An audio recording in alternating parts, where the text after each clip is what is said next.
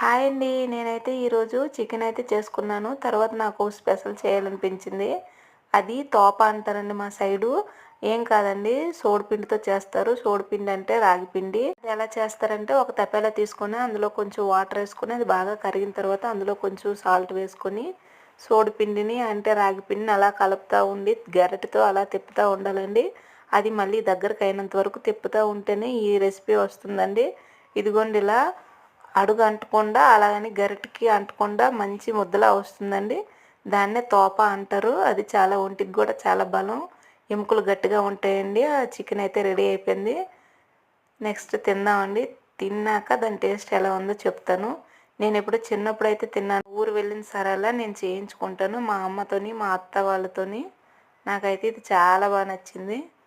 మీరు కూడా ఒకసారి ట్రై చేయండి. ఈ వీడియో నచ్చితే లైక్ చేసి సబ్స్క్రైబ్ చేసుకోండి. బాయ్.